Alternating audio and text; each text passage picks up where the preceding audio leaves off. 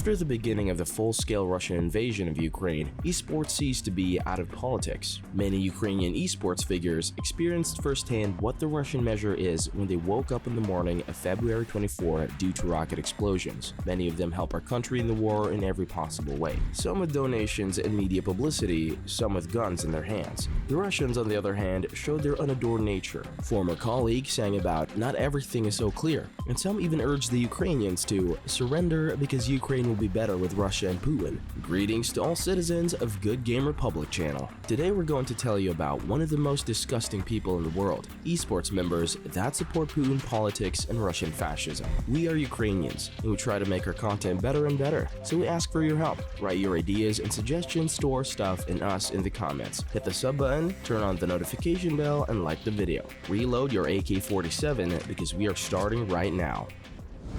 Pure.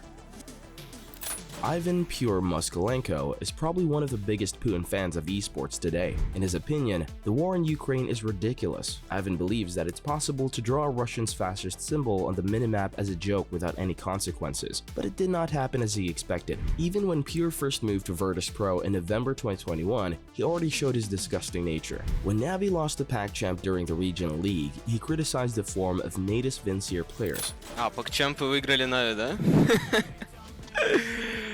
Ладно. Окей. Просто, да? 1-0. Закрывает крылат ребятишек.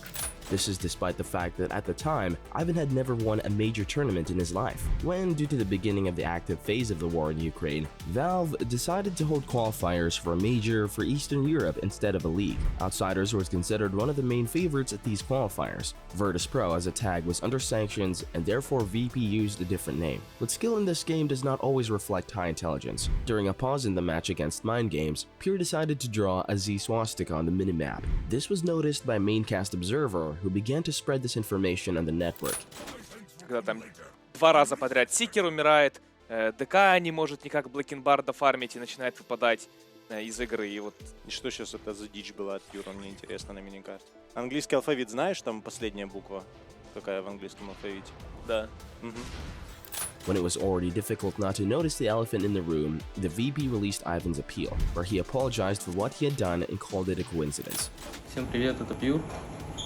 Хотелось бы прокомментировать то, что сегодня случилось на первой карте против Mind Games. Дело в том, что во время длительной паузы мы с ребятами общались и рисовали на миникарте. Когда мы поняли, что получилось у меня, мы сразу же начали это замазывать. Мне не хотелось кого-либо обидеть и как-то задеть. Это получилось совершенно неосознанно. Всем мир. No one believed it. Но здесь вот человек говорит неосознанно, да? Неосознанно нарисовал. Вот Player Perspective от Антимага. Сейчас смотрим. Полностью опять же его перспектива. И реально, даже дорисовывает здесь просто-напросто.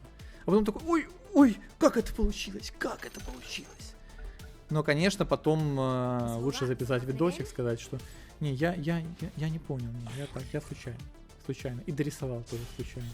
So beyond the summit, the tournament operator that conducted the qualifiers disqualified the Russian team. After that, Pure was kicked from the team. But the young Rashism did not sit idle for long. Fishman, captain of Entity Gaming, invited him to join the team at the end of May. Although according to Pure, his Z performance was an accident. Somehow with his arrival, his new teammates also became infected with Rashism. For example, another Russian Entity player, Kataumi, decided that war is funny and drew a Z swastika during a break in the match against the former Pure's team, Virtus Pro. Moreover, after the arrival of Pure, the chauvinist nature of Fishman was released, who called Ukrainians ho-holes. With all that said, Entity has quite a successful regular season and advanced to the second major in 2022, which was planned to be held in Arlington. American Dota tournaments have always been played with a lot of substitutions due to visa problems. The same thing happened at the Arlington Major, where 15 players did not arrive, including Russians and, of course, including Pure. Russian propaganda used this as an example of Russophobia. 3 players with Russian passports did not make it to the tournament. But if we proceed from their logic, then in the world there was also Filipinophobia.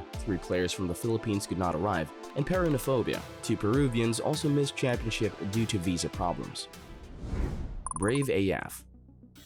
When Andriy "BraveAF" Gorchakov joined Fnatic at the beginning of 2022, he undoubtedly drew his ticket to a better life. Having previously played for various non-top Eastern European Valorant teams, he could not even imagine that one day he would join Fnatic, one of the strongest teams of the EMEA region. Having played only one tournament in the new team, BraveAF got into a scandal. Unlike his skills in the game, his intellectual ability was low. In a chat with a Ukrainian commentator, he stated that Ukrainians should surrender to Putin as soon as possible. Also, he thinks that Ukraine, Belarus, and Russia should be united. After this correspondence was published and reached Fnatic management, BraveAF was suspended from the game. The next day, Andriy was kicked out from the team, while the Frenchman Enzo took his place. ChrisJ. ChrisJ was once one of the best captains in CSGO. Playing for Mouse in 2017 to 2019, he won a lot of trophies, among which the victory at ESL 1 New York 2018 stands out the most. The Chris De Jong proved that he belongs to top IGL snipers who can take the game into their own hands. In 2021, Chris found himself on the bench and was unable to find a team due to his contract with the Mouse, so he started tweeting more and more, and it would be better if he didn't do it. Thanks to his activity, we learned that ChrisJ is a fan of conspiracy theories and is an anti-vaxxer who was against the mask regime and vaccinations against the coronavirus. In 2022, Chris was once again scandalized. Having succumbed to Russian propaganda, he began spreading a fake about bracelet of the Commander-in-Chief of the Armed Forces of Ukraine. Ukrainian esports activist without problems exposed the slander in 30 minutes, but it most likely did not convince ChrisJ, remembering his love for conspiracies. Antica. If you think that love for Putin politics and Russian militarism is the prerogative of men, then you are wrong. Introducing Anna Antica Ananikova, a former CSGO player of Team Secret, one of the strongest women's rosters in the discipline at the time. Now she plays for Lazarus Esports female, with whom she cannot qualify for the top female tournaments, and therefore has a lot of time to communicate on the internet. Thus, after February 24, Antica began to actively argue with her Ukrainian fans. She offered them not to make themselves victims and to show at least one real video where the Russian military is shelling civilian infrastructure and mocking ordinary Ukrainians. She also said that she supports Putin and believes that he did everything right. Well, while we take a break from Russian fascism lovers, don't forget to share the link of this video on your Twitter or Facebook pages. The world should know its heroes. Simple. Alexander Simple Koshchelev can hardly be called a fan of Putin and Rashism, but some facts makes us reflect. Let us remember a story from 2018, when Simple called Crimea Russian during one of his streams. Hey bro, is Crimea Ukraine or Russia? Russia.